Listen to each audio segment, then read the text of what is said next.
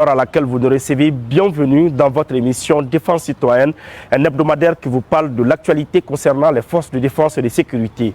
Aujourd'hui, l'édito de la semaine s'intéresse au sacrifice des forces armées et de sécurité du Mali sur le théâtre des opérations. Malgré quelques pertes, elles résistent et bravent l'ennemi pour la victoire finale. C'est signé Colonel Mariam Sagara. Suivons.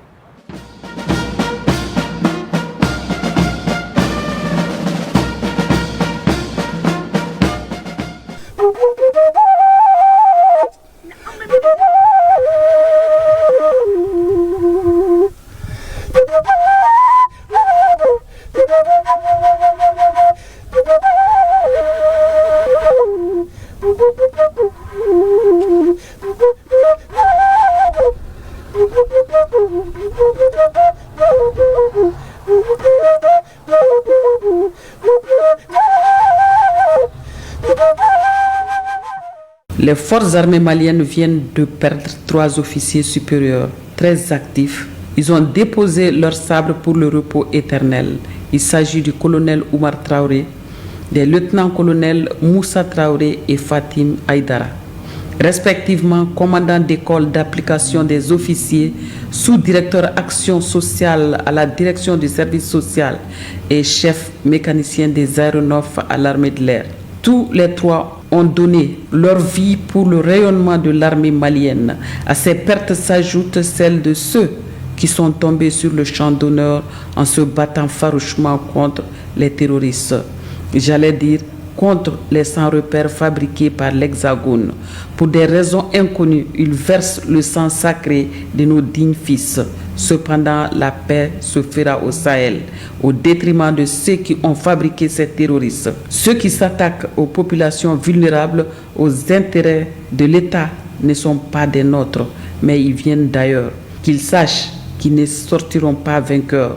Les autorités des pays concernés et les peuples ont tous compris le jeu des Occidentaux. À l'Hexagone, les caisses commencent à se vider, les lampes commencent à s'éteindre par manque d'uranium.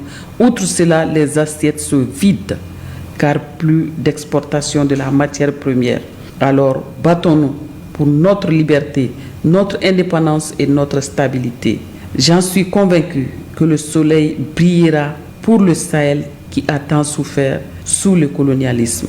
Il est important pour nous de mettre la barre très haut pour cette liberté. Pour y arriver, il nous faut une union sacrée.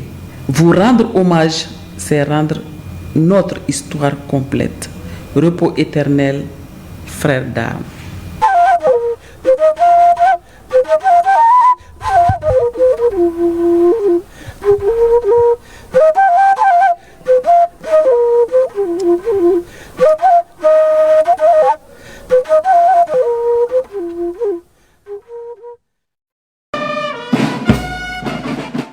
Vous le savez certainement, la plupart des pays qui sont craints aujourd'hui dans le monde ont une armée forte. C'est là, les autorités de la transition ont bien compris. Voilà pourquoi tout est mis en œuvre pour faire de l'armée malienne un outil de souveraineté. Pour en savoir plus, suivons ce dossier.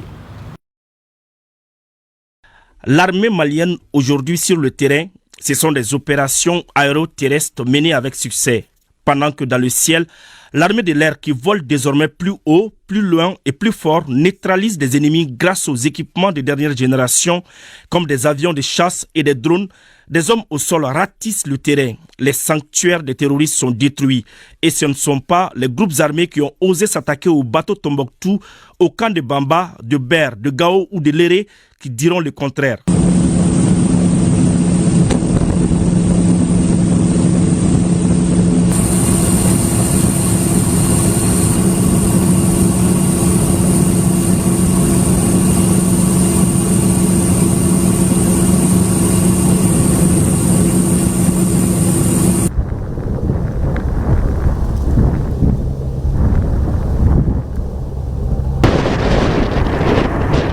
Ce pays vaste d'une superficie de 1 241 238 km², en proie au terrorisme depuis plus d'une décennie, a choisi depuis août 2020 la voie de la résilience pour retrouver sa souveraineté à travers une armée forte et puissante. Et le chef suprême des armées, en traçant cette voie, savait que l'armée est l'outil de souveraineté nationale.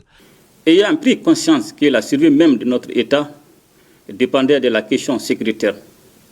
Les autorités de la transition ont opéré des choix stratégiques majeurs qui ont permis l'amélioration de nos capacités opérationnelles et la montée en puissance de l'armée.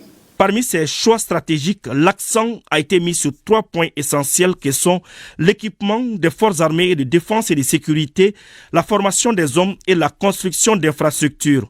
En 3 ans, l'outil de défense nationale a changé littéralement de visage en termes d'équipement, qu'il soit volant ou roulant. Ces appareils hautement polyvalents augmentent significativement nos capacités d'observation, de reconnaissance, de renseignement, de surveillance, ainsi que notre force de frappe par tout temps et en tout lieu.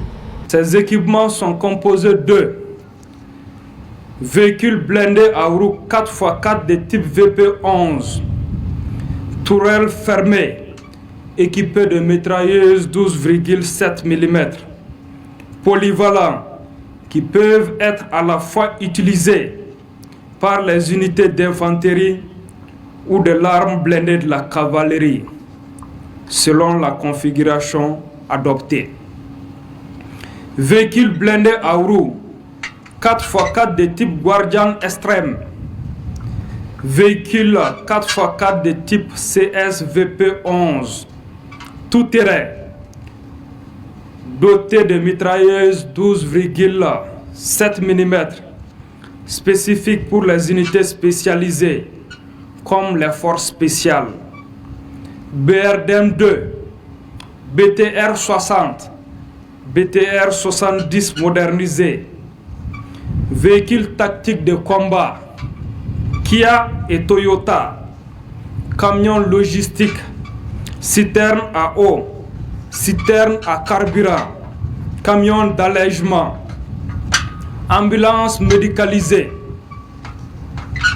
armes individuelles et collectives, équipements de protection individuelle du combattant. Des camps sont en chantier un peu partout à travers le pays. Des recrutements et formations sont choses courantes chez les forces armées de défense et de sécurité. Malheureusement, en perte de vitesse sur le terrain et poussés dans leur dernier retranchement, ces terroristes s'attaquent à des civils. Quelle cruauté!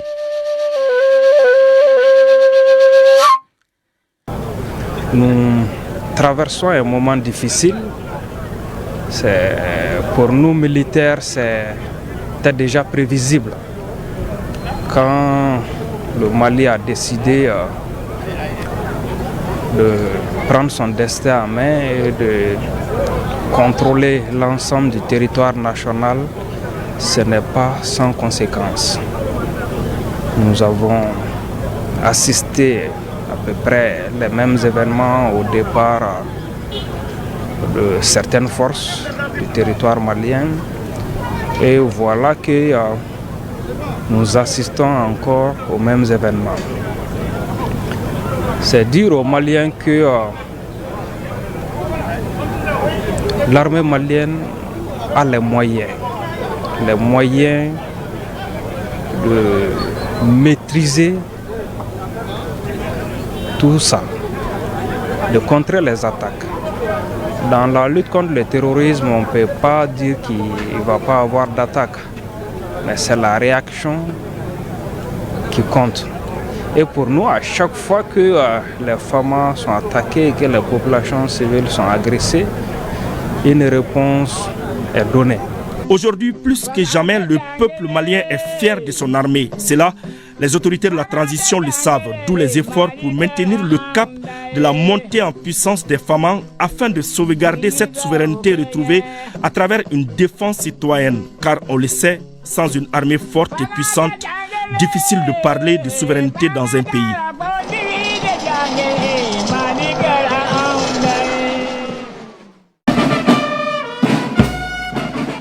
La Fédération de Russie est un partenaire privilégié de notre pays depuis les années 1960. Nombreux sont les cadres civils ou militaires qui ont été formés en ex-URSS. Aujourd'hui, dans l'émission Défense citoyenne, nous sommes allés à la rencontre de 2 produits de l'ex-URSS. Il s'agit de colonel-major à la retraite Ousmane Edmond Korongo et de colonel-major à la retraite Kelletigi Traoré. Suivons. À l'époque, c'est que presque, on peut dire, plus de 70% 70% de tous ceux qui ont été formés dans l'armée malienne, ils ont été formés en ex-URSS. Tous nos matériels majeurs, la formation, tout était purement soviétique et dans tous les domaines. 2 officiers supérieurs à la retraite avec 2 spécialités différentes. Si le premier est un ancien pilote et ingénieur spécialiste des missiles, le second est un fin connaisseur de l'artillerie, mais tous les 2 ont eu un parcours exemplaire dans l'armée malienne grâce aux formations reçues dans le même pays, ex-URSS, Union des républiques socialistes et soviétiques. J'ai été en Union soviétique en 1979. Bon, donc nous avons fait les études sur les missiles sol-air, donc les missiles qui défilaient au 22 septembre ici. Donc moi je suis ingénieur en moyens radiotechniques. J'ai fait 6 ans de formation sur ça. Après ma formation de l'EMIA, de 77 à 80, nommé sous-lieutenant après avoir terminé l'EMIA, nous avons reçu une bourse de 5 ans pour aller en Union soviétique, notamment en Ukraine, à Odessa-ville. Donc c'était pour obtenir le diplôme de commandement tactique d'artillerie et ingénieur en armement d'artillerie. Réussir sa formation en ex-URSS, qui est devenue aujourd'hui la Fédération de Russie, était une véritable prouesse pour les militaires, car les formations se faisaient souvent dans des conditions difficiles. Elles demandaient non seulement de l'endurance physique, mais aussi de l'intelligence pour effectuer des travaux d'intellectuels. Imaginez-vous, nous avons travaillé sous la neige, on a poussé les canons, on a essuyé, on a supporté le froid, on a supporté le verglas. C'était dur, mais on a dit non, le pays a besoin de nous, il faut qu'on apprenne. Si tu apprends dans des conditions terribles, difficiles, le reste devient facile. C'est pour te dire que nous sommes revenus avec la tête pleine, et de théorie et de pratique. En ex-URSS, vraiment, ça veut dire que quelqu'un qui voulait étudier, vraiment il peut étudier, parce qu'ils mettent tout à ta disposition. Les cours théoriques et les cours pratiques, les mathématiques et tout, ça veut dire que c'est le professeur même qui t'enseigne, c'est lui qui a fait le livre. La formation russe est l'une des formations les meilleures. Et là, ce n'est pas un complexe. Je ne le dis pas parce que j'ai fait la Russie, mais je connais. J'ai étudié en France, j'ai étudié dans tous ces pays, mais je connais. Tout le monde a peur de la Russie, tout le monde a peur de l'Union soviétique, tout le monde a peur parce qu'ils savent que c'est une formation qui n'est pas au rabais. C'est une formation solide aux besoins de tout le monde. Et les Russes savent former les gens en fonction de leur niveau d'instruction générale. Ce partenariat gagnant entre l'ex-URSS et le Mali a permis à notre armée d'être indépendante et autonome, et surtout de se faire respecter dans la sous-région. Le Mali, dans la sous-région, était l'armée la plus formée, la mieux formée et la mieux en vue. Et tout le monde, le Mali était craint. Parce que à tous les niveaux, que ce soit l'artillerie, les blindés ou bien l'aviation, franchement, l'Union soviétique n'a pas lésiné les moyens. Bon, donc quand on est venu ici, l'avantage, c'est que avant notre départ, c'est les Russes qui étaient ici et c'est les Russes qui faisaient tout à notre place. Donc quand nous sommes arrivés, et le chef de mission a dit que les Maliens sont assez bien formés pour dépanner tout ce qui peut se présenter sur les rampes de lancement. Donc ça déjà c'était une satisfaction personnelle. Bon, et c'est surtout pour l'État. Depuis l'arrivée des autorités de la transition en 2020 et le réchauffement de cette coopération avec la Russie qui avait pris un coup de froid, c'est l'espoir qui renaît chez notre ancien pilote.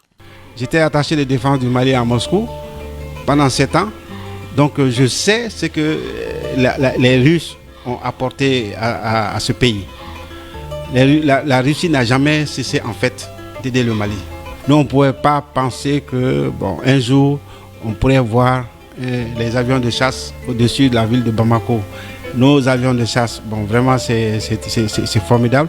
Donc, ce qu'on peut leur donner comme conseil, c'est d'essayer de tirer le maximum de profit de ce nouveau partenariat gagnant-gagnant avec la Russie. Les Russes sont là pour nous aider. Les Russes ne sont pas là pour imposer quoi que ce soit à l'État malien. Et notre spécialiste en artillerie glisse quelques mots en russe comme pour exprimer sa joie de voir enfin le Mali et la Russie évoluer main dans la main. Ça veut dire que je parle russe, je parle français comme russe.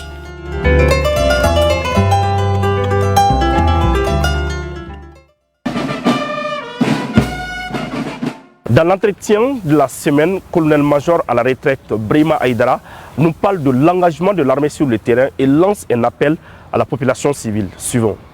Ni mgom ni sosia choisi crois qui est canon qui vient di façon ma pour que façon comme bon sosia gino de quand on fait sosia c'est un bêta c'est nani pratiquement c'est un banani a folo ye ni mɔgɔ b'a ta sɔrɔsiya la u b'a lajɛ n'a sɔrɔ u ka kɛnɛ o kɛnɛya in tant que n'o kɛnɛya in t'i la condition physique n'o t'i la sɔrɔsiya i tɛ se ka kɛ ka ɲɛ n'o o sɔrɔsiya b'i la i bɛ ta o kan ensuite i bɛ kalan i kalanna i bɛ pour que i bɛ poste min ta i marifa min bɛ d'i ma ou bien engin min bɛ d'i ma mobile min bɛ d'i ma o utiliser cogo pour que ka nafa bɔ a la o kalan bɛ k'i kun donc mɔgɔ bi i kalan mɔgɔ fana b'i yɛrɛ kalan c'est pour que i ka poste tenir ka ɲɛ parce que sɔrɔsiya fɛn de mɔgɔ caman de ka baara bɛ converger pour que objectif kelen na o ye mission accomplili ye a sabanan ye discipline ye u b'a fɔ ko armée yɛrɛ ka fanga ye discipline ye i ka kolo i ka ɲɛma ye n'a ko k'i ka min kɛ i b'o kɛ u b'a fɔ ko sɛba tɛ fɛn jugu jamais ka bila denw kɔrɔ chef ka hakilina ye mission ka ɲɛ e yɛrɛ hakilina ye mission ka ɲɛ donc ale bɛ min fɔ peut-être i tɛ se ka faamuya tout de suite mais objectif ye min ye mission ka ɲɛ a laban min ye o ye faso kanu ye o ye patriotisme ye a bɛ fɔ ni minɛn b'i bolo cogo o cogo i ka kɛnɛ cogo o cogo i kalan no cogo o cogo ni faso kanu t'i la i ka baara tɛ se ka ɲɛ population fana kan ka a dɔn population dama tɛ hali service gouvernement service yɛrɛ u bɛɛ ka dɔn parce que ni sɔrɔsiw taara un exemple an bɛ taa jugu nɔfɛ k'u gɛn dɔw bɛ yen pour k'u minɛ c'est pas facile a bɛ ɲɔgɔn gɛn a bɛ don ŋɔni t'u la u bɛ bɔ k'u bin ka wuli ka taa ni y'o minɛ o la ŋɔni kɛlen k'o fara o y'a fɔli fara-faralen ni nana n'o yɛrɛ u b'a fɔ ko dɔw b'a fɔ k'i y'a maltraité alors que ça veut pas effort min kɛ a tigi minɛ vivant sinon a ka nɔgɔn jugu bɛ k'i boli a bɛ boli la min ka nɔgɔn ma ye donc i bɛ kisɛ caya la dɔrɔn o ka nɔgɔn n'a bɛɛ ye o mais n'o bɛɛ dɔn k'i ka effort kɛ ka i sɛgɛn kɛ k'a minɛ ka na n'a ye o nalen tuguni ko droit de l'homme ou bien il sait même pas quoi là u ni jɔ k'a fɔ ko u y'u maltraité dɛ y'a kɛ tan donc u bɛ sɔrɔsiw galabu faga a b'u tɔɔrɔ u ka baara la sinon mɔgɔ fagali ka nɔgɔn n'a minɛli ye o minɛn caman bɛ yen sisan o foli bɛ sɔrɔsi ɲɛmɔgɔw ye foli bɛ gouvernement mɔgɔw ye foli bɛ président yɛrɛ n'a ka ministre de la défense ko population fana ka dɔn ko sɔrɔsiw n'u bɔra u ka so u b'u denw ni musow o denbaya bɛ to yen ta kɔngɔ kɔnɔ u ta kɔngɔ kɔnɔ u ka lafiyali de kosɔn k'u lakana pour que u kisi ka sɛnɛ kɛ k'u ka baaraw kɛ ka ɲɛ k'u lakana pour que u kisi ka kɛnɛya sɔrɔ k'u lakana pour que jatigɛ walew kana u sɔrɔ ni o sɔrɔsiw min b'u ka yɔrɔ la population de kan ka kɛ u minɛ comme u den parce que n'u bɔra ka so u t'a dɔn ko n'u bɛ nin yɔrɔ in na u b'o wele olu de kosɔn n'u bɛ olu kosɔn u b'olu ka intérêt kosɔn donc olu kan ka fɛn bɛɛ kɛ pour que sɔrɔsi ninnu u ka baara ka se ka ɲɛ cogo min na. Parlons formation cette fois-ci. Des officiers d'état-major de 11 pays ont renforcé leur capacité à l'école de maintien de la paix à London Bay sur les techniques nécessaires pour tenir dans un état-major contexte onusien. Pour en savoir plus, suivons ce reportage. Ces journées d'exercice reflètent une ambiance opérationnelle dans un système multidirectionnel regroupant des officiers d'état-major de plusieurs nations pour une mission de maintien de paix. Cette formation de haut niveau renforce les capacités opérationnelles des officiers venus de plusieurs pays.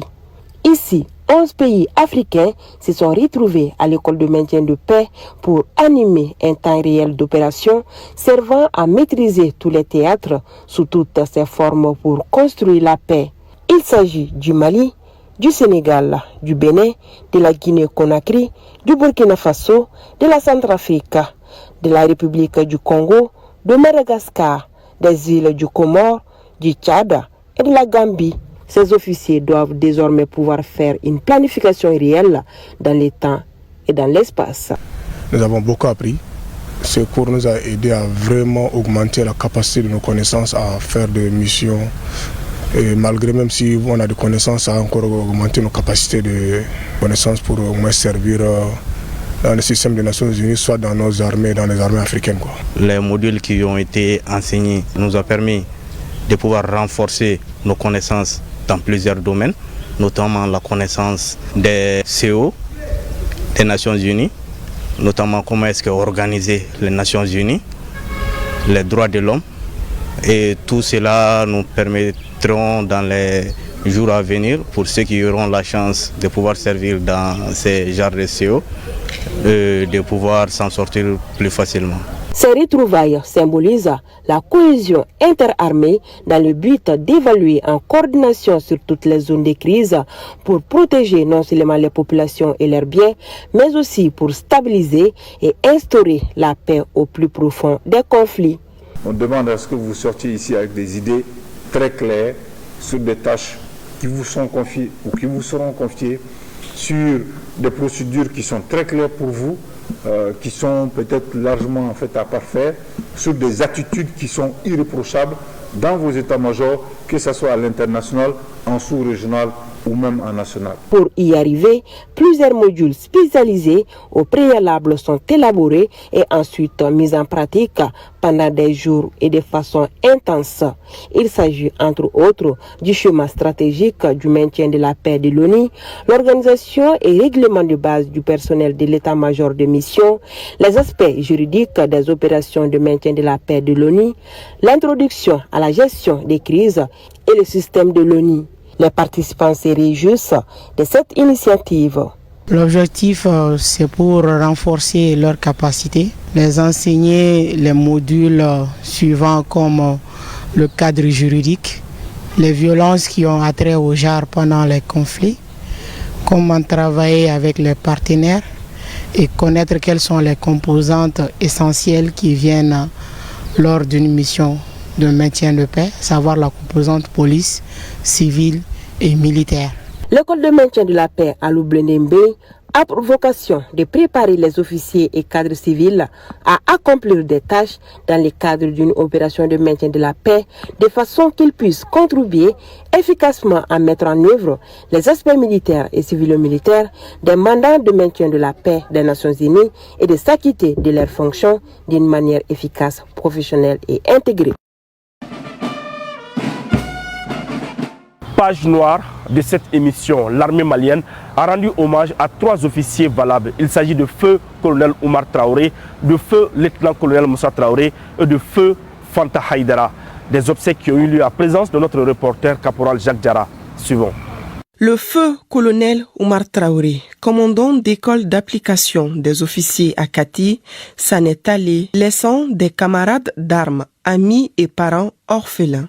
Incorporé dans l'armée le 1er novembre 1994 comme soldat de 2e classe, il était un officier de la 20e promotion de l'école militaire interarmes de Koulikoro. Ainsi, des sous-lieutenants en octobre 1998, il a gravi successivement les échelons pour être promu au grade de colonel le 1er octobre 2019. Officier dynamique, brave et sociable, sa mort refroidit tous ses camarades avec qui il a collaboré aussi bien que ses élèves. Feu colonel Oumar Traoré a été engagé dans toutes les opérations majeures sur le théâtre malien depuis les années 2000. De la sécurisation de la ligne frontalière avec la République islamique de Mauritanie jusqu'aux grandes opérations Djigitougou, Badenko, Maliba, Dambé et l'actuel Maliko, il repose désormais dans sa ville natale à Ségou. Quant au feu lieutenant-colonel Moussa Traoré de l'armée de l'air, il est natif de Bougouni. Engagé comme volontaire le 1er juillet 1984 au sein des forces armées maliennes,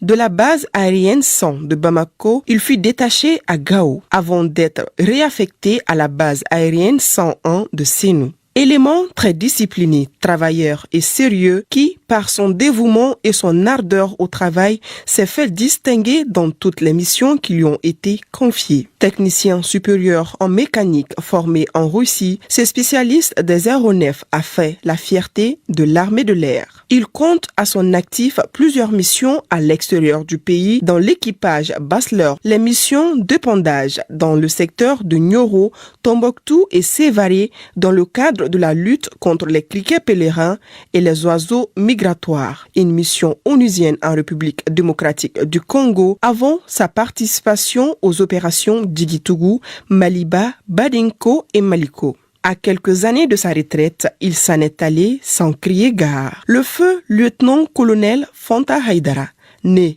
à Bamako, fille de Hamala et Sayon Diakité, est incorporé dans l'armée le 24 juillet 2002 comme engagé volontaire. Titulaire d'une bourse d'études à destination du Maroc pour poursuivre les cours des cadres du service social, feu lieutenant-colonel Fanta Haïdara y décrocha avec brio son diplôme et rentre au Mali en 2006. Il recevra les affectations suivantes. Kidal, dans le cadre de l'opération Djigitougou, Gao pour effectuer une mission d'enquête sociale, Tombouctou en qualité de chef d'antenne de la direction du service social des armées de la 5e région militaire. À l'issue de sa mission à Tombouctou, feu lieutenant-colonel Fanta Haïdara fut affecté à la 311e CCAS où il assuma les fonctions de chef de bureau action sociale de la région militaire numéro 3 à Kati entre 2013 et 2016 avant d'être détaché à la sous-chefferie ressources humaines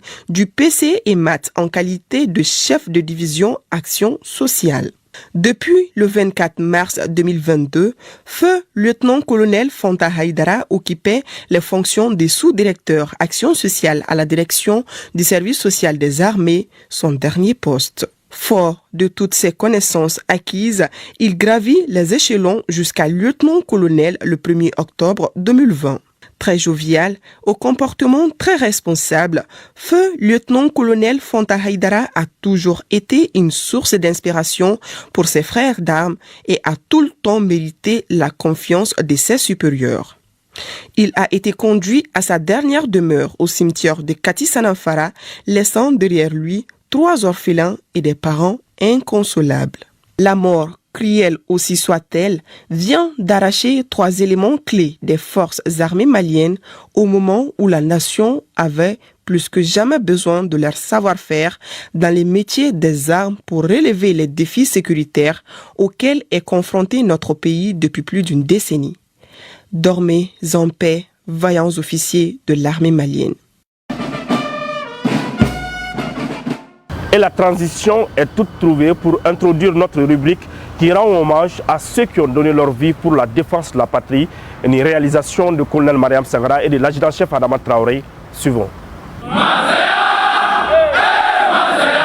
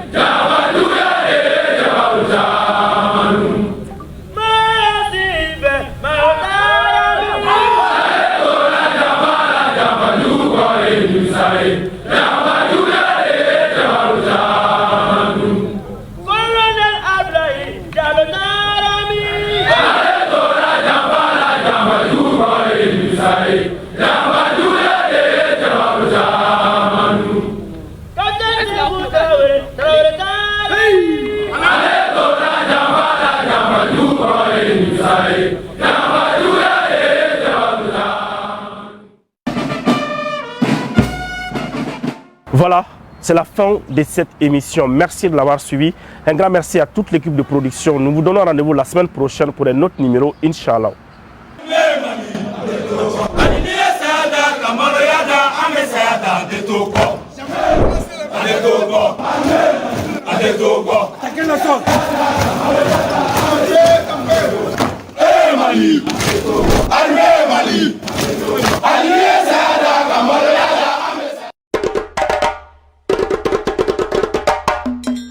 Pour l'ORTM, chacun compte.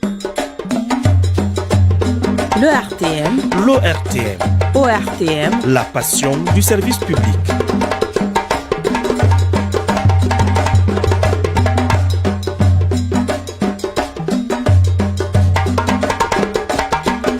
ORTM. Notre passion, c'est de vous servir.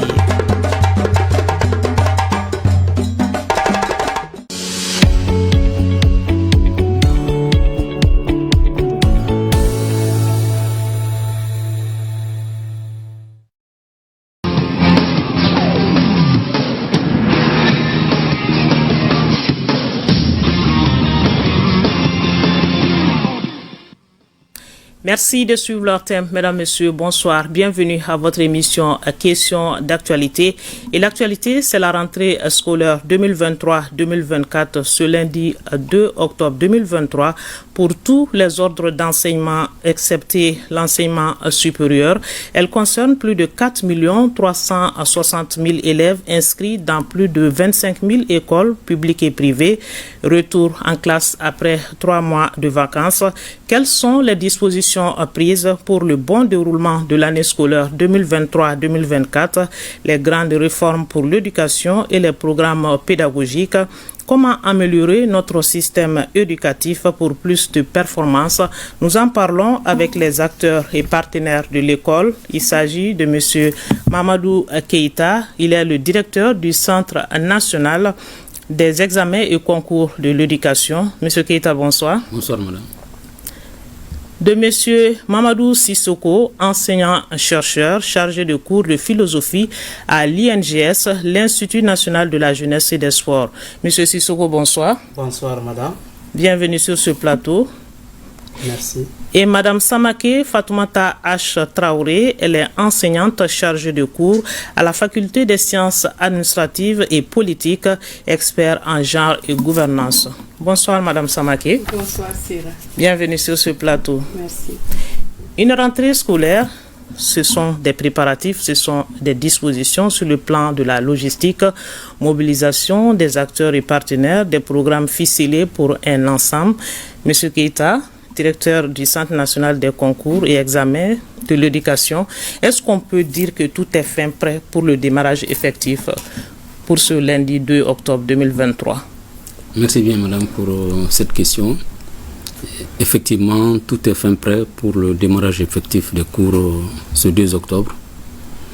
Parce que déjà, depuis un certain temps, le département est à pied d'œuvre pour prendre toutes les dispositions utiles afin que les cours puissent réellement démarrer le lundi 2 octobre. C'est dans ce cadre que M. le ministre de l'Éducation nationale a rencontré tous les partenaires et acteurs de l'école. Ensuite, le 12 septembre, M. le secrétaire général du ministère de l'Éducation nationale a adressé une correspondance à l'ensemble des directeurs d'académie. Cette lettre circulaire contient des instructions précises quant aux dispositions à prendre pour un bon démarrage des cours. Et il y a entre autres des dispositions concernant la salubrité, des dispositions concernant la mise à disposition à temps des emplois de temps, des instructions relatives aux points sur les enseignants qui ne sont pas encore sur place, des dispositions relatives à la situation des écoles non fonctionnelles et quelles dispositions prendre pour permettre une réouverture rapide de ces écoles non fonctionnelles, et en même temps des instructions allant dans le sens de trouver des solutions locales aux problèmes qui se poseront éventuellement pour la rentrée. Donc dans cette lettre circulaire, toutes ces instructions sont énoncées et à charge maintenant pour les directeurs des académies d'enseignement de les prendre en compte et puis de les appliquer. Et au jour d'aujourd'hui, Les réunions préparatoires ont eu lieu dans toutes les académies d'enseignement et ça concerne tous les ordres d'enseignement, que ce soit le préscolaire, le fondamental et le secondaire. Donc vraiment, on peut dire que pour le moment, il n'y a aucun problème qui puisse empêcher la rentrée scolaire du lundi prochain. D'accord, donc c'est tous les ordres d'enseignement, excepté l'enseignement supérieur. Effectivement, il s'agit de tous les ordres d'enseignement relevant du ministère de l'Éducation nationale, c'est-à-dire le préscolaire, l'enseignement fondamental, l'enseignement secondaire, l'enseignement normal et le non formel. D'accord. Quelle sera la stratégie adoptée pour cette réouverture? D'habitude, on voit des leçons modèles ou des thématiques que vous amenez au niveau des écoles. Comment ça va se passer pour cette année? Cette année, il y a 2 thèmes qui sont prévus pour démarrer l'année scolaire. Le premier thème porte sur les dangers de l'utilisation du téléphone portable sur les rendements scolaires des apprenants. Et comme vous le savez, le téléphone de plus en plus devient un objet de distraction pour nos enfants. Ça devient un objet de fraude pendant les examens et ça devient un objet de dislocation de cette collectivité qu'on retrouvait dans les écoles. Parce que les enfants, ils sont plus scotchés à leur téléphone que de parler entre eux, d'échanger entre eux. Donc le département a jugé utile d'en faire un thème afin de sensibiliser les uns et les autres sur les dangers de cette utilisation-là. Il y a 2 niveaux de responsabilité qui sont énoncés dans la fiche de séquence. Il y a le niveau parents d'élèves. Il est demandé aux parents d'élèves de sensibiliser leurs enfants sur les dangers que peut comporter l'utilisation du téléphone dans l'espace scolaire. Et au niveau école, il est demandé aux différentes structures éducatives de mettre en place des dispositifs pour réglementer l'utilisation du téléphone dans le domaine scolaire. Et ce thème sera développé le lundi 2 octobre. Le mardi 3 octobre, le deuxième thème sera développé. Il s'agit de l'éducation aux valeurs. Et comme vous le savez, ce n'est un secret pour personne. Nous assistons à un effritement du tissu social pour diverses raisons. Et donc le gouvernement a dit qu'il faut déjà, au niveau école, faire prendre conscience les enfants sur les dangers que comporte cet effritement. Donc des thèmes et sous-thèmes seront développés le mardi 3 octobre, et notamment le respect, l'amour de la patrie et le respect du bien public, la loyauté et bien d'autres thèmes pour que les enfants déjà au niveau de l'école sachent qu'ils appartiennent tous à la même société, au même pays, à la même nation. Et s'il y a des problèmes à ce niveau-là, c'est eux qui seront les premiers perdants. D'accord, donc vous optez pour la sensibilisation avant de commencer à sévir ou bien comment ça va se passer? En fait, c'est la sensibilisation d'abord. Et nous pensons que cette sensibilisation va porter ses fruits parce que nous avons en face de nous des enfants qui sont très éveillés. Parce qu'on peut tout reprocher à l'enfant malin sauf qu'il n'est pas intelligent. Il s'agira pour nous de mieux les encadrer et de leur montrer les méfaits de l'utilisation de ces téléphones, les méfaits de mauvais comportements allant dans le sens de l'effritement du tissu social. Et ces leçons modèles seront dispensées dans tous les ordres d'enseignement relevant du ministère de l'Éducation nationale afin que les uns et les autres puissent s'en imprégner avant le démarrage effectif des cours. D'accord. Alors, Madame Samake, vous êtes enseignante-chercheur aujourd'hui. Comment voyez-vous déjà l'ouverture des classes et quelle appréciation faites-vous de ces leçons modèles que l'État envisage? Merci beaucoup, Sira. Je trouve que les dispositions qui ont été prises cette année sont des dispositions salutaires, on peut dire, parce que je sais quand même que par rapport au système éducatif, les années précédentes, la population elle-même, les parents d'élèves ainsi que, on va dire, tout le monde se plaint du fait que le système éducatif, finalement, on se demande quel fruit ça va donner et vous-même vous l'avez évoqué par rapport à l'effritement du tissu social. Et aujourd'hui, si on voit qu'il y a des dispositions ou des initiatives de ce genre, on ne peut que s'en réjouir dans la mesure où c'est des dispositions qui permettront à long terme, parce que l'éducation, c'est pas quelque chose qui va porter ses fruits du jour au lendemain, mais ça demande vraiment du temps. Et je pense que tout ce qui est initié permettra à moyen et long terme d'améliorer le système éducatif, d'améliorer les contenus scolaires, de faire en sorte que nous puissions avoir des citoyens modernes pour l'avenir. Et peut-être même nous pouvons agir dès maintenant sur les citoyens, déjà les élèves, les étudiants qui sont avancés dans les cours. Et je me dis que cette éducation aux valeurs et autres devrait même être inculquée au niveau du supérieur, parce qu'il n'est jamais trop tard pour mieux faire. D'accord. Alors, mettre ça dans les programmes, vous pensez qu'il faut aller au-delà des leçons modèles? Oui, il faut aller au-delà parce que vous savez, si on se limite uniquement à ce qui sera dit le premier jour, on peut facilement oublier. Moi, je pense que ça doit être même intégré de façon transversale dans les programmes scolaires. Et de mon point de vue, les contenus scolaires sont d'une importance capitale pour déjà faire ce que nous voulons de l'éducation. Parce que je pense que tout le problème que nous avons rencontré jusqu'à aujourd'hui, c'est d'abord la qualité de l'enseignement. C'est aussi ce que nous enseignons, c'est ce qui nous donne le produit que nous avons. Ça, il faut en être certain. Donc c'est ça qui va peut-être aider, mais il va falloir prendre des dispositions beaucoup plus vigoureuses et beaucoup plus pérennes, de manière à ce que ça puisse vraiment être inculqué comme valeur, comme une partie de soi-même, de manière à ce que les étudiants et les élèves soient des citoyens modèles pour le futur. D'accord. L'éducation aux valeurs, M. Sissoko, vous êtes enseignant à l'INGS, une leçon modèle sur l'utilisation du téléphone portable. Vous pensez que la sensibilisation a un poids pour l'éducation? Merci, Madame Sirabatil, pour cette question. Et l'éducation aux valeurs morales, pour moi, vient à point nommé parce que notre société actuellement connaît énormément de problèmes du point de vue conduite des élèves à l'école, conduite des élèves dans la société. Donc, cette éducation aux valeurs morales, n'est-ce pas, comme l'a dit Madame, doit aller au-delà d'une simple leçon modèle.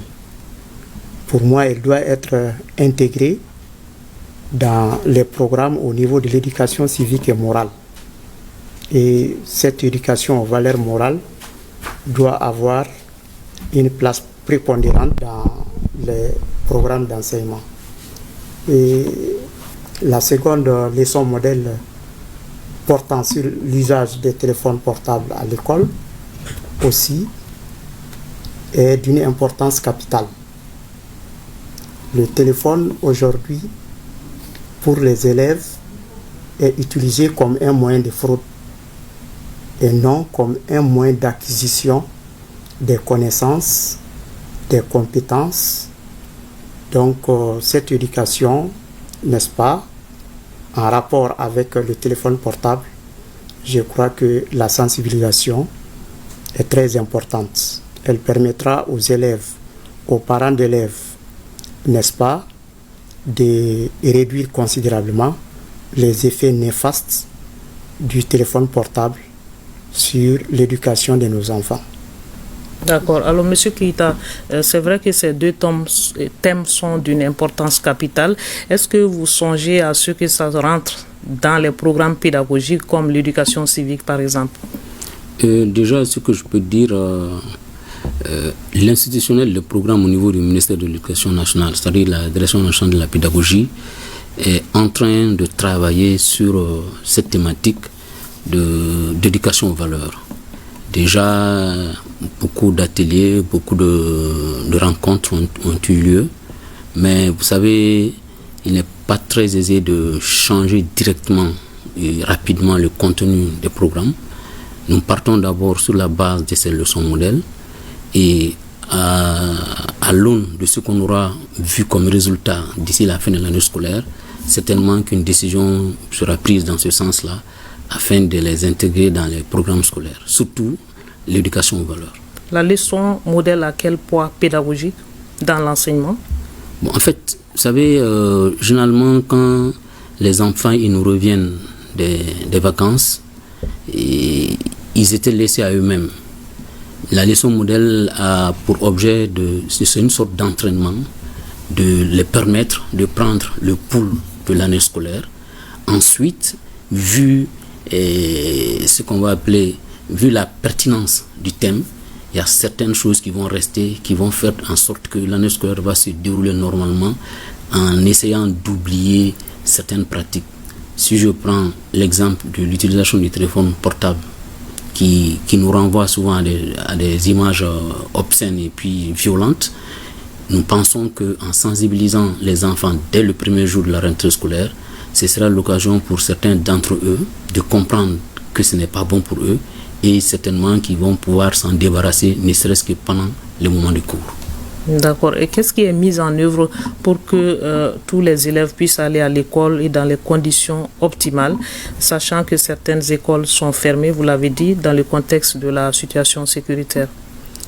Dans ce sens-là, des dispositions sont prises pour permettre à tous les enfants d'accéder à l'école à partir du 2 octobre.